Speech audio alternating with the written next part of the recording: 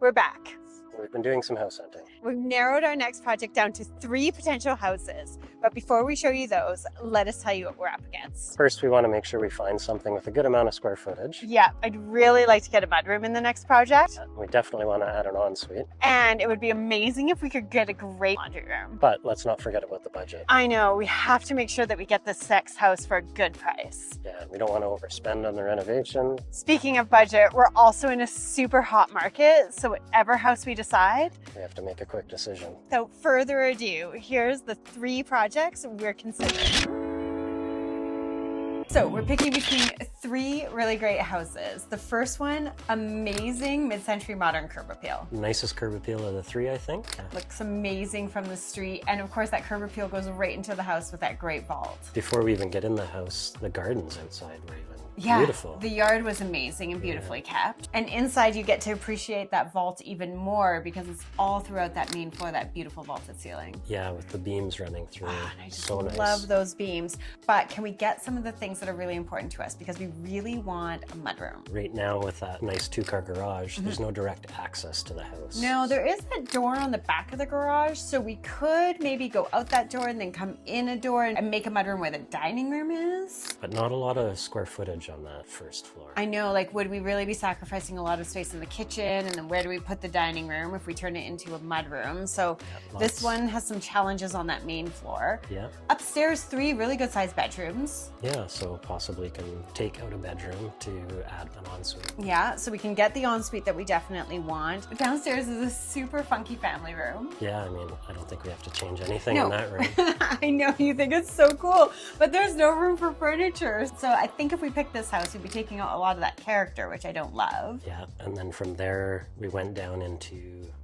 The suite in the basement, Yeah. which is kind of a cool idea because houses are so expensive right now. A mortgage helper could be a great thing to have. Yeah, the downside is that one's just a bedroom and a kitchen. There's no sitting area. We'd almost be reconfiguring that entire suite Yeah. to turn it into a functional suite and then reconfiguring upstairs. But what I'm worried about is that if we steal a bedroom upstairs to get an ensuite, we only have 2 bedrooms upstairs. Are we trying to squeeze a 3rd bedroom on that family room floor? So this one, amazing curb appeal. Tricky layout. Yeah, to tricky deal with. layout, but looks great. Oh, also the backyard was a little bit small. So it's a corner lot, which is nice, but Super the house nice. is pushed back. So yeah, your backyard is a little smaller. So the smaller backyard, but upside it is across the street from a park. Yes. So would a family who purchased this not worry about so much about the backyard? This one, mid-century modern beauty, gorgeous, Yeah. gorgeous architectural detailing, but maybe kind of tight. Yeah, I mean, might have to think about it a bit more. Let's take a look at house number 2. House number 2. She's blue. Yeah, very, very blue. There are no upsides to curb appeal on this one. I mean, it does give us a lot of opportunity for potential impact when we're done a reno because Yeah. basically you throw 1 coat of white paint on this and and you've made a huge improvement. This one probably needs the most work out of all 3, I think. Do you think it needs the most work? Built in 73, Okay. so original windows, original wood Oh, windows. whereas the first one, the mid-century modern one, the windows had been redone, I believe. Yeah. Ooh, that's a big budget saver. So that's a huge Yeah. point for that one. This one likely needs all new windows. Oof. And there's signs of a few leaks here and there on the ceilings. Oh my goodness. So this one's definitely super run down, but it has some great features. It has the vaults just like the first house had, Yeah. but it actually also has them on the 2nd floor as well. Yeah, so you get that feeling of space You when you're in the really- bedrooms, when yeah. you're in the living room. Which I think a Yeah. potential new purchaser would love. It also gives a lot of opportunity to build in some character because you can put some fake beams on those vaults and do some interesting things. Yeah, probably the smallest square footage out of the 3, I think. Because those bedrooms upstairs, that whole upstairs level is really tight. Yeah, there's 3 bedrooms up Yeah. there, but 1 bedroom is very small. What was nice is that it did already have the 2 bathrooms upstairs, so we're not running a whole new batch of plumbing. That's an upside for budget. Yeah, definitely. But we are still ending up with the 2 bedrooms upstairs. The good news is though we got plenty of room in the basement for a 3rd bedroom. Yeah, so definitely some areas to improve in the basement. What I liked about this house that gives it a pro for me is that it has that side door. So it'd be really easy to add on the mudroom, which we know is super important to me. The existing dining room, I think, could be turned into an office, because right now on the main floor, it has that like weird main floor bedroom that I think we could sort of reconfigure a kitchen, living room, and get an office, which is an amazing perk for a family. Yeah, especially with people working from home more and more. So huge upsides, but the biggest downside of this one, oh my God, I don't even know. It might be too big of a downside. The garage.